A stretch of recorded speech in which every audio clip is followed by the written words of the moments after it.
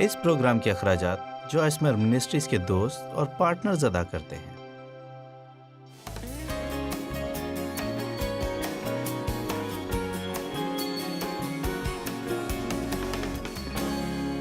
اگر آپ صرف مسیحی ہونے کے فوائد ہی لینا چاہتے ہیں تو شاید آپ یہاں سے نکلنے کا راستہ ڈھونڈیں گے کہ کسی کو پریشان کیے بغیر یہاں سے نکل جائیں، کیونکہ مسیحی ہونے کا مقصد صرف مراد لینا ہی نہیں ہے، بلکہ اس کا مطلب ان چیزوں تک رسائی حاصل کرنا ہے جو خدا کو آپ کی زندگی بہتر بنانے کے لیے کام کرنے دیں۔ ٹھیک ہے، میں کچھ دیر اس بارے میں بات کرنا چاہوں گی جسے میں جینے کے لیے مرنا کہتی ہوں۔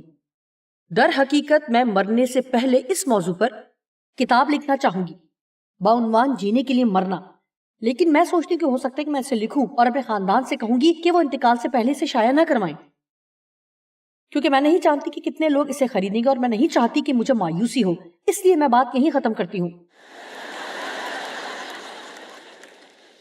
دراصل یہ اصول کلام مقدس میں موجود ہے۔ جب آپ اسے پڑھتے ہیں یہ حیران کن ہوگا، کیونکہ جب ہم خود ہی کو مار دیتے ہیں تو یہی وقت ہوتا ہے جب حقیقت میں ہم زندگی کا آغاز کرتے ہیں۔ تب آپ واقعی خدا کے طریقے کے مطابق چلتے ہیں جیسے خدا دیکھتا ہے۔ ہم یہ سوچتے ہیں کہ جب ہم مر جاتے ہیں تو زندگی ختم ہو جاتی ہے، لیکن وہ کہتا ہے کہ جب آپ کی خود ہی مر جائے گی تب ہی وہ وقت ہوگا جب آپ زندگی کا آغاز کریں گے۔ آپ کی زندگی کا آغاز تب تک نہیں ہو سکتا جب تک آپ اپنی خودی کا انکار نہیں کرتے۔ میرا خیال ہے کہ اگر ہم دیانت دار ہیں، ہم جانتے ہیں کہ جب ہم خدا کے ساتھ چلنا شروع کرتے ہیں تو ہم سب چیزیں چاہتے ہیں اور ہم چاہتے ہیں کہ انہیں حاصل کرنے میں خدا ہماری مدد کرے۔ سنیں، میری طرف ایسے نہ دیکھیں، ہم یہ چاہتے ہیں، ہمیں کچھ اور بھی چاہیے۔ آپ کہتے ہیں خداوند کیا تو مجھے یہ چیز دے گا یا وہ چیز دے گا؟ خیر سچ تو یہ ہے، ہو سکتا ہے کہ آپ کو بہت کچھ مل جائے، لیکن خدا آپ کو سب کچھ نہیں دے گا جب تک آپ اپنی خودی کو چھوڑنے کے لیے راضی نہیں ہوتے۔ وہ جانتا ہے کہ آپ تیار ہیں یا تیار نہیں ہیں۔ خدا کہتا ہے اسے چھوڑ دو۔ یہ حیران کن بات ہے کہ کتنی ہی بار خدا ہمیں ایک ہی دائرے میں گھماتا رہتا ہے تاکہ ہمیں سمجھائے کہ جو کچھ ہم چاہتے ہیں وہ ہمیں نہیں مل سکتا، اور ہم اس مقام تک پہنچ جاتے ہیں کہ ہمیں اس چیز کی پرواہ نہیں رہتی اور پھر وہ ہمیں دے دیتا ہے۔ آمین۔ کیونکہ اب وہ ہمارے لیے اہم نہیں رہی۔ مرکز 8 کی 34 سے 36 آیت تک۔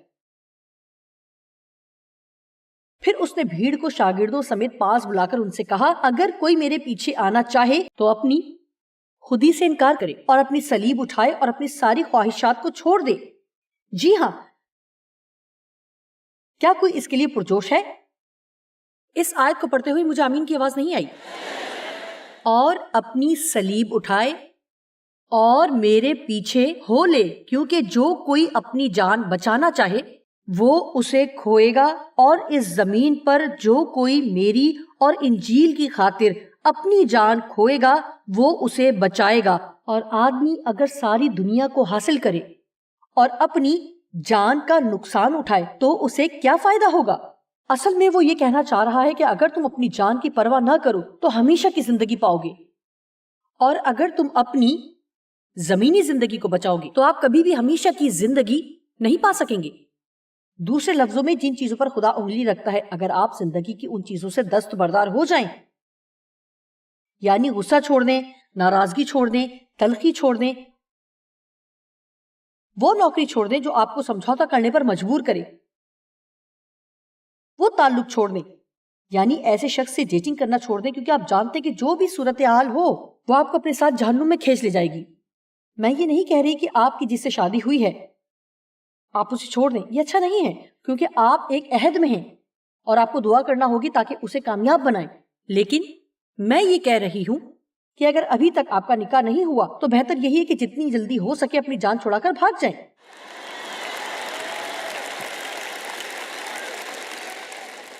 آمین۔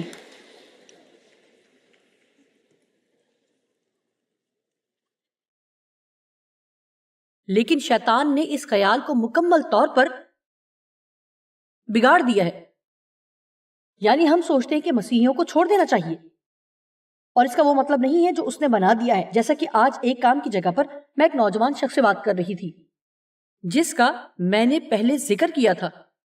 وہ جانتا ہے کہ میں کیا کرتی ہوں، یہ پوچھنے کے بعد کہ میں اس خدمت میں کیوں آئی۔ تو میں نے کہا کہ مجھے ابھی تک معلوم نہیں ہو سکا، لیکن میں نے وضاحت کرنے کی کوشش نہیں کی۔ مجھے اچھا لگتا ہے جب لوگوں کو کچھ اندازہ ہو جائے کہ میں کیا کام کرتی ہوں تو وہ ایسا کرتے ہیں۔ بہت سے لوگ مجھ سے کہتے ہیں کہ ہم تو مذہبی نہیں ہیں، اور مجھے یہ کہنا پسند ہے کہ میں بھی کوئی مذہبی نہیں ہوں، میں بالکل بھی مذہبی نہیں ہوں، لیکن یسوع کے ساتھ میرا شخصی تعلق ہے اور حقیقتاً مجھے یہ پسند ہے۔ اس شخص نے جو بات کہی میں وہ آپ کو بتانے کی کوشش کر رہی ہوں۔ اس نے کہا میں زیادہ مذہبی تو نہیں ہوں، لیکن میرا باپ بہت ہی مذہبی تھا۔ مجھے یاد ہے کہ ہم فلم نہیں دیکھ سکتے تھے۔ اس نے کہا کہ ہمارے باپ نے ہمیں بتایا تھا کہ اگر ہم فلم دیکھ رہے ہوں گے اور اگر یسوع آ جائے تو ہم اس کے ساتھ آسمان پر نہیں جائیں گے۔ دیکھیں، مذہب جو کرواتا ہے وہ احمقانہ بات ہے۔ آج میں آپ کو یہ سب چیزیں چھوڑنے کے لیے بالکل بھی نہیں کہہ رہی۔ میں یہ نہیں کہہ رہی کہ آپ لطف نہیں اٹھا سکتے، آپ فنکشن میں نہیں جا سکتے، آپ کوئی فلم نہیں دیکھ سکتے، آپ رقص نہیں کر سکتے، آپ فلاں رنگ نہیں پہن سکتے، آپ میک اپ نہیں کر سکتے۔ میں ان چیزوں کی بات نہیں کر رہی۔ دیکھیں، اگر آپ کو میک اپ کی ضرورت ہے تو ضرور کریں۔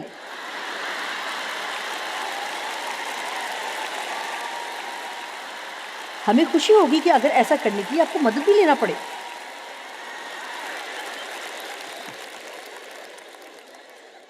آپ نہیں جانتے مجھے کس قدر محنت کرنا پڑتی ہے، اور کچھ مہربانی سے یہ نہ سوچیں کہ جب آپ یہ سنیں کہ آپ کو کچھ چھوڑنا ہے تو اس کا مطلب ہے کہ آپ نے لطف نہیں اٹھانا۔ میں ان چیزوں کو چھوڑنے کی بات کر رہی ہوں جو اصل میں کسی بھی طرح سے آپ کو تباہ کر رہی ہیں۔ آپ وہ چیزیں لے سکتے ہیں جو آپ کی زندگی میں حقیقی خوشی کا باعث ہو سکتی ہیں، اور در حقیقت کوئی بھی اس وقت تک خوش ہو ہی نہیں سکتا جب تک اپنی زندگیوں کے لیے ہم خدا کی مرضی کو مرکزی حیثیت نہیں دیتے۔ میری طرف دیکھیں، خدا آپ سے سودے بازی نہیں کرے گا۔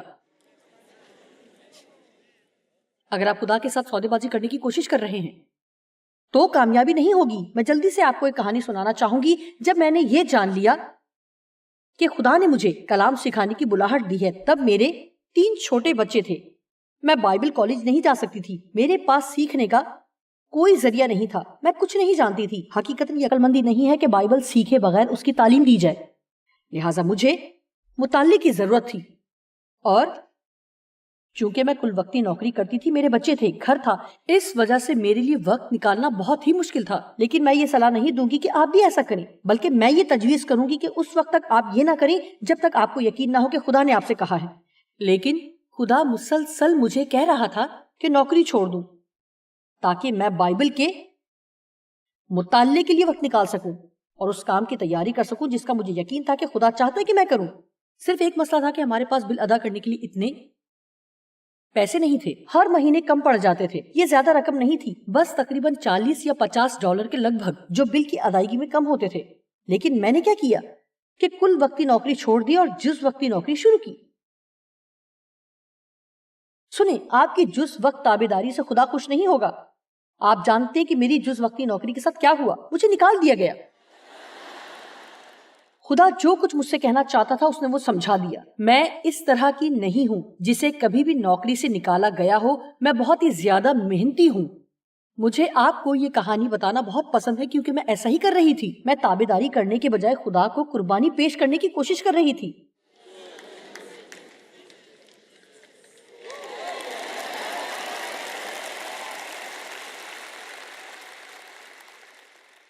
خداوند، میں ہفتے میں 2 مرتبہ چرچ جاؤں گی، لیکن میں انہیں بالکل بھی معاف نہیں کروں گی، یا جو بھی صورتحال ہو سکتی۔ آپ میں سے کتنے جانتے ہیں جو میں کہہ رہی ہوں؟ ٹھیک ہے، میں چاہتی ہوں کہ آپ خاص طور پر اس بات کو سنیں کیونکہ میرا خیال ہے کہ یہ بہت اہم ہے۔ C.S. لوئس نے اپنی کتاب ویٹ آف گلوری میں لکھا ہے، اگر آپ 20 نیک لوگوں سے پوچھیں کہ ان کے خیال میں سب سے اعلیٰ خوبی کون سی ہے تو 19 لوگ جواب دیں گے بے غرض ہونا۔ لیکن اگر آپ کسی بھی پرانے عظیم مسیحی سے پوچھیں تو ان کا جواب ہوتا ہے محبت۔ میں چاہتی ہوں کہ آپ غور کریں کہ کیا ہوا ہے۔ ایک منفی اصطلاح نے مثبت اصطلاح کی جگہ لے لی ہے، ایک منفی نے مثبت کی، اور یہ ایک بڑا مسئلہ ہے۔ بے غرضی کی منفی اصطلاح نے اس خیال کو جنم دیا ہے کہ بنیادی طور پر دوسروں کی خوشی کے لیے ہمیں اپنے پاس وہ چیز نہیں رکھنی ہے. دیکھیں اگر میں آپ سے صرف یہ کہتی جاؤں, کیا سن رہے ہیں, کہ خود غرضی نہ کرو, خود غرضی نہ کرو, خود غرضی نہ کرو, خود غرضی نہ کرو, خود غرضی نہ کرو, تو آپ کے ذہن میں یہی خیال ہوگا کہ آپ کو مسلسل کچھ نہیں رکھنا, کچھ بھی نہیں, کچھ بھی نہیں. لیکن اگر میں آپ کو سکھاؤں کہ لوگوں سے پیار کرو تو آپ یہ خود غرضی کے ساتھ نہیں کر سکتے. لیکن اب یکدم ہی آپ اسے ایک فرق نقطۂ نگاہ سے دیکھیں گے جو کہ اب زیادہ پر لطف ہو گیا ہے. لیکن یہاں کھڑے ہو کر میں آپ سے یہ نہیں کہوں گی کہ آپ کسی بھی طرح کی تقریبات میں نہیں جا سکتے, آپ فلم نہیں دیکھ سکتے, آپ یہ نہیں کر سکتے, وہ نہیں کر سکتے, بلکہ یہ بتاؤں گی کہ آپ پاک روح کی رہنمائی میں چل سکتے ہیں. اگر آپ سینما میں فلم دیکھتے ہوئے آپ اطمینان محسوس نہیں کر رہے تو آپ جانتے ہیں کہ خدا نہیں چاہتا کہ آپ یہاں ہو. یہ وہ جگہ نہیں ہے جہاں وہ چاہتا ہے کہ آپ کو ہونا چاہیے. یہ ایسے فلم نہیں ہے جو آپ کو دیکھنا چاہیے. تو پھر پاک روح کی آواز کی تابعداری کرتے ہوئے آپ وہاں سے چلے جاتے ہیں. تب بنسبت وہاں رکنے کے چلے جانے سے آپ کو خوشی ہوگی, اگرچہ وہاں رہتے ہوئے آپ کا ضمیر آپ کو ملامت کر رہا تھا. لیکن ہو سکتا ہے کہ آپ کے جسم کو وہ فلم پسند تھی, لیکن آپ اس رات سکون سے نہیں سو پائیں گے. کیا یہ بات سمجھ آ رہی ہے؟ ٹھیک ہے, میں آپ کو بتانا چاہوں گی کہ یہ وہ کام نہیں ہے جسے چھوڑ کر آپ آسمان پر جائیں گے. آج میں جن چیزوں کی بات کر رہی ہوں یہ وہ نہیں جن کے ذریعے آپ نجات پاتے ہیں. ہمیں اس کے فضل اور ایمان کے ذریعے نجات حاصل ہوئی اور قیمت ادا کی گئی ہے. جو بات میں کر رہی ہوں وہ یہ ہے کہ اگر آپ حقیقت میں یسوع سے پیار کرتے ہیں, اگر آپ واقعی وفادار ہیں, تو پھر آپ اپنے لیے زندگی نہیں گزار سکتے. آپ کو تبدیلی لانے کی اور جو کچھ آپ چاہتے ہیں اپنی خواہش سے بڑھ کر وہ چیزیں پسند کرنے کی ضرورت ہے جو خدا چاہتا ہے. دیانت داری کی بات یہ ہے کہ اس عبارت میں موجود ہر شخص یا وہ سب جو دیکھ رہے ہیں, ہو سکتا ہے کہ آپ ابھی تیار نہ ہوں. تیار ہونے کے لیے وقت درکار ہوتا ہے. ہو سکتا ہے کہ اس کے لیے آپ ابھی تیار نہ ہوں, لیکن کوئی بات نہیں, میں دوبارہ منادی کروں گی کسی اور طریقے سے, پھر کسی اور طریقے سے, اور پھر کسی اور طریقے سے, اور دوبارہ کسی اور طرح. ایک مرتبہ میرے بیٹے نے کہا, جو کہ بہت سال پہلے وہ ہماری عبادات کے لیے ساؤنڈ سسٹم چلاتا تھا اور وہ ہمیشہ جاننا چاہتا تھا کہ پیغام کا عنوان کیا ہے. ایک رات جب میں آئی تو اس نے کہا, آج کا پیغام ہے اپنی خود ہی کو مارنا. کیونکہ آپ کہتی ہیں کہ عنوان سے کوئی فرق نہیں پڑتا, کیونکہ ہر مرتبہ پیغام تو ایک سا ہی ہوتا ہے. یہ وہ پیغام ہے جس کی ہمیں ضرورت ہے. ہمیں اس بات پر توجہ مرکوز کرنی ہے کہ یسوع کی تابعداری کرتے ہوئے اگر ہمیں کچھ کھونا ہوگا تو ہم کبھی بھی اس کی تابعداری کرنے کی ہمت نہیں کریں گے. میں یہ دوبارہ کہوں گی, ہمیں اس بات پر توجہ مرکوز کرنی ہے کہ یسوع کی تابعداری کرتے ہوئے اگر ہمیں کچھ کھونا ہوگا تو ہم کبھی بھی اس کی تابعداری کرنے کی ہمت نہیں کریں گے. یہ نہ سوچیں کہ اوہ مجھے تو اتنی اچھی نوکری چھوڑنا پڑے گی, مجھے تو یہاں بہت اچھے پیسے ملتے ہیں. نہیں, آپ اس پر نظر نہ رکھیں, بلکہ اس خوشی پر نظر رکھیں جو خدا کی مرضی پر چلنے سے آپ کو ملے گی, اور اس اجر پر نگاہ رکھیں جو خدا آپ کی زندگی میں لائے گا. چونکہ آپ نے اس کی تابعداری کی ہے, آپ کو ایک بہترین نوکری دے گا. آمین. آئیں ایک فطری عمل کو مثال کے طور پر لیتے ہیں. کیا آپ جانتے ہیں کہ ضروری نہیں کہ ہم ہمیشہ تابعداری کو ایک مشکل کام کے طور پر دیکھیں. آپ جانتے ہیں کہ آپ تابعداری کر سکتے ہیں. آج یہاں کھڑے ہو کر میں آپ کو تربیت کے بارے میں سکھاؤں گی جہاں آپ کی پرورش ہوئی ہے. ہو سکتا ہے کہ وہاں ہجوم میں ہر طرف حد سے زیادہ کرہ نہ ہو. خدا. لیکن آپ جانتے ہیں تابعداری آپ کی دشمن نہیں, تابعداری آپ کی دوست ہے. آپ کو خود اپنی تربیت نہیں کرنی. پولوس کہتا ہے سب چیزیں روا تو ہیں, اگرچہ جو میں چاہتا ہوں میں وہ سب کچھ کر سکتا ہوں. لیکن وہ کہتا ہے سب چیزیں اچھی تو ہیں لیکن سب چیزیں فائدے مند نہیں ہیں. اس لیے میں اپنے جسم کو اجازت نہیں دیتا کہ مجھ پر حکمرانی کرے اور میں بدمستی کی عیاشیانہ زندگی گزاروں. میں اپنے جسم کو اپنے قابو میں رکھوں گا کیونکہ وہ بہترین زندگی چاہتا تھا جو خدا اسے دے سکتا تھا.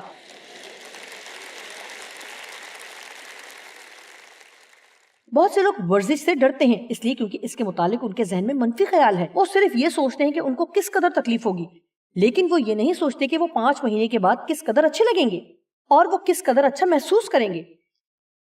ٹھیک ہے, کیا آپ کو سمجھ آ رہی ہے؟ ٹھیک ہے جی. خوشخبری یہ ہے کہ پولوس غلطیوں 2:20 میں کہتا ہے میں مسیح کے ساتھ مصلوب ہوا ہوں, میں اس کی مصلوبیت میں شریک ہو گیا ہوں. اور اب میں زندہ نہ رہا بلکہ مسیح مجھ میں زندہ ہے، اور میں جو اب جسم میں زندگی گزارتا ہوں تو خدا کے بیٹے پر ایمان لانے سے گزارتا ہوں۔ اس کا مطلب یہ بہت سنجیدہ بات ہے، میں مسیح کے ساتھ مصلوب ہو گیا ہوں، اب میں زندہ نہ رہا بلکہ مسیح مجھ میں زندہ ہے۔ لیکن مجھے یہ بات پسند ہے کہ پولوس نے یہ آیت اپنی تبدیلی کے 20 سال کے بعد جا کر لکھی۔ مجھے یہ بات پسند ہے، اس سے مجھے جاننے میں مدد ملتی ہے کہ میرے لیے امید ہے، یہ ایک سفر ہے، اور کچھ وقت کے بعد تھوڑا تھوڑا کر کے ہم کچھ چیزوں کو خدا حافظ کہتے جاتے ہیں۔ میں صرف یہ کہہ رہی ہوں کہ جب خدا آپ کی زندگی میں کسی چیز پر انگلی رکھ دے، آپ میں سے کچھ لوگ مجھے ایسے دیکھ رہے ہیں جیسے میں کوئی نئی مخلوق ہوں۔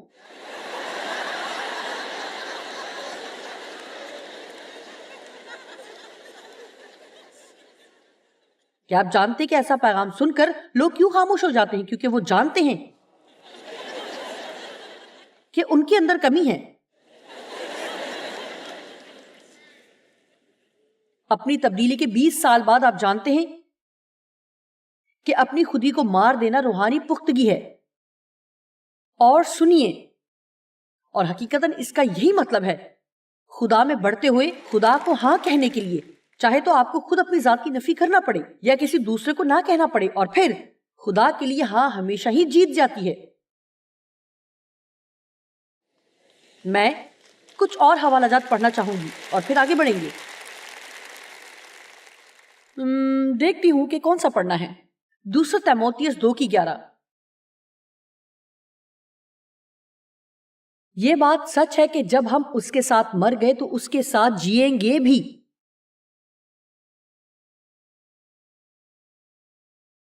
دوسرا کرنتھیوں 4:8-12 تک۔ ہم ہر طرف سے مصیبت تو اٹھاتے ہیں اور ہر طرح کے دکھ اٹھاتے ہیں، لیکن لاچار نہیں ہوتے۔ ہم شرمندگی اٹھاتے ہیں اور پریشان ہوتے ہیں، حیران تو ہوتے ہیں مگر نا امید نہیں ہوتے، ستائے تو جاتے ہیں مگر اکیلے نہیں چھوڑے جاتے، گرائے تو جاتے ہیں لیکن ہلاک نہیں ہوتے۔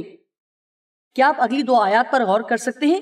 ہم ہر وقت اپنے بدن میں بالکل ویسے ہی یسوع کی موت لیے پھرتے ہیں تاکہ یسوع کی زندگی بھی ہمارے بدن میں ویسے ہی ظاہر ہو۔ میں ایک کے بعد دوسرا حوالہ پیش کر سکتی ہوں جہاں وہ کہتا ہے، اگر اپنی جسمانی خواہشات کے اعتبار سے مرنے کے لیے تیار ہیں۔ میں آپ کو کچھ دیر بعد بتاؤں گی کہ کیسے مرتے ہیں اور اس کا کیا مطلب ہے۔ بنیادی طور پر اس کا مطلب یہ ہے کہ میں مزید ایسی زندگی نہیں گزار سکتا، میں جسمانی خواہشات پوری نہیں کر سکتا۔ کیا میں آپ کو بتاؤں کہ یہ ہمارا کام نہیں ہے کہ اپنے جسم کو خوش کریں، کیونکہ اس کی وجہ یہ ہے کہ یہ احمقانہ بات ہے، کیونکہ یہ آپ کو وہ کچھ کھانے کو کہتا ہے جو غیر صحت مند ہے۔ رات دیر تک جاگنا، نیند پوری نہ کرنا،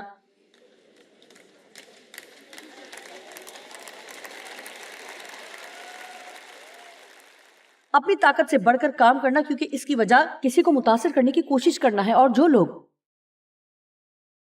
آپ کو پسند نہیں صرف اس لیے ان لوگوں کے ساتھ میل جول رکھنا کہ ان کا گروپ مشہور ہے۔ سنیں، میں ان تمام چیزوں سے واقف ہوں۔ ہم رنگین اور تنگ جوتے پہنتے ہیں، کئی سالوں تک یہاں پیغام سناتے ہوئے میں تنگ جوتے پہنتی رہی جو مجھے تکلیف دیتے رہتے تھے، صرف اس لیے کہ وہ بہت پیارے تھے۔ لیکن ان پیارے جوتوں نے مجھے کیا دیا؟ پاؤں میں چھالے اور زخم۔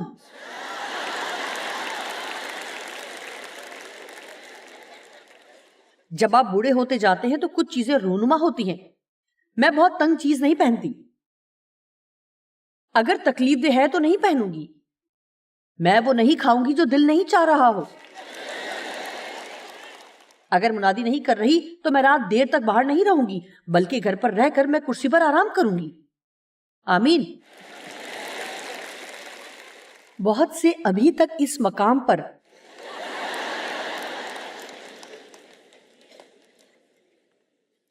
نہیں پہنچے، لیکن ایک دن پہنچیں گے۔ 11ویں آیت، کیونکہ ہم جیتے جی یسوع کی خاطر ہمیشہ موت کے حوالے کیے جاتے ہیں۔ کیونکہ مسلسل جیتے جی یسوع کی خاطر ہم ہمیشہ موت کے حوالے کیے جاتے تاکہ یسوع کی زندگی بھی ہمارے فانی جسم میں ظاہر ہو۔ جینے کے لیے مرنا، اپنی خودی کو ماریں گے۔ کلسیوں 3 باب میں جو لکھا ہے اسے سمجھنا تھوڑا مشکل ہے، میں سمجھانے کی کوشش کرتی ہوں۔ لکھا ہے، بس اپنے ان اعضاء کو مردہ کرو یہ بہت آسان ہے. کیا آپ تیار ہیں؟ کیا آپ یہ جاننے کے لیے تیار ہیں کہ اپنی خودی کو ختم کرنا کتنا آسان ہے؟ کیا آپ جاننا چاہیں گے کہ اپنے جسم کو کیسے ماریں؟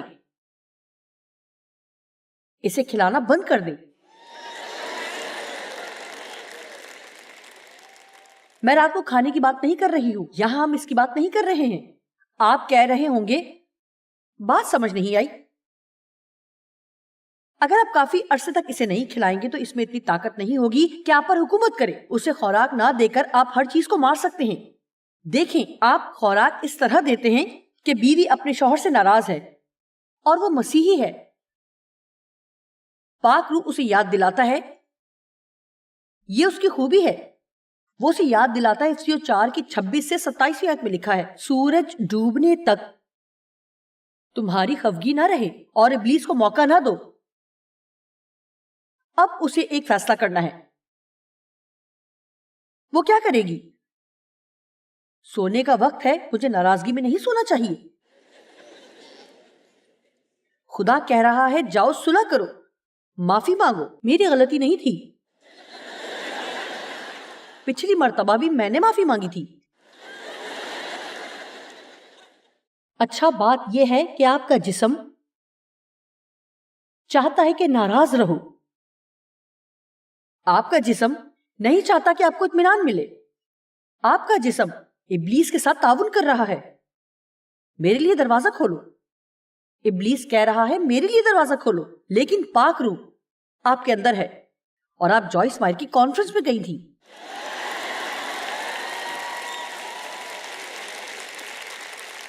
آپ کو وہ تمام آیات یاد ہیں جو وہ بولنا پسند کرتی ہے. اور اب پاک روح کیسے آپ کو یاد دلا رہا ہے؟ لہٰذا پاک روح کہہ رہا ہے جانے دو، صلح کر لو. اس سے فرق نہیں پڑتا کہ کون صحیح ہے. خدا کی تابعداری کرو. اب آپ وہ کر سکتے ہیں جو آپ چاہتے ہیں اور ایک بار پھر جسم کو خوراک دیں. دیکھیں، ہر دفعہ جب آپ اس کو خوراک دیتے ہیں تو آپ اسے طاقت پہنچاتے ہیں. ہر مرتبہ اسے خوراک ملتی ہے اور یہ زندہ رہتا ہے. لیکن جب آپ اس کی خوراک بند کر دیتے ہیں تو یہ کچھ کمزور ہو جاتا ہے اور کمزور ہو جاتا ہے، کچھ اور کمزور ہو جاتا ہے. مجھے یاد ہے کہ جب کبھی میں ڈیو سے ناراض ہو جاتی تھی تو میں 3 ہفتوں تک ان سے بات نہیں کرتی تھی. یہ شادی کے پہلے سال کی بات ہے. لیکن غور سے سنیے، میں کتنی ہی راتیں غصے اور ناراضگی میں گزار دیتی تھی. اور اوپر سے بے وقوفی یہ کہ میں بستر کے کونے پر سوئی رہتی کیونکہ میں اسے چھونا بھی نہیں چاہتی تھی. میں چھونا بھی نہیں چاہتی تھی. اور وہ مزے سے پورے بستر پر سوتے اور میں ان سے کوئی چیز بھی نہ مانگتی. میں ان سے رضائی بھی نہیں مانگتی اور گدے کے کونے پر سوئی رہتی اور ساری رات غصے میں ٹھٹھڑتی رہتی اور وہ مزے سے خراٹے لیتے رہتے.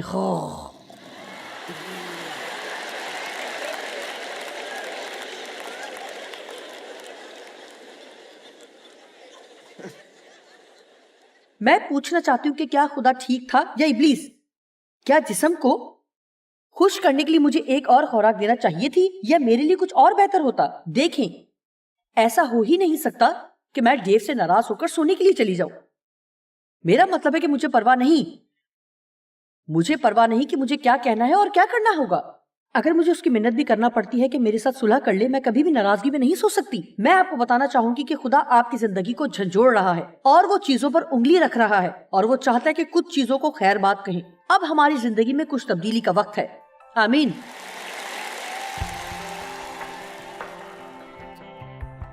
خدا کے ساتھ مکمل عہد باندھنے کا مطلب ہے کہ اور جو کچھ بھی وہ ہماری زندگی میں کرنا چاہتا ہے اس کے لیے ہم سب کچھ چھوڑنے کے لیے تیار ہوں. یاد رکھیں، اگر وہ کسی چیز کو ہماری زندگی سے نکالنا چاہے تو اسے نکال دیں، تو اس کے بدلے وہ ہمیشہ آپ کو بہترین چیز دے گا.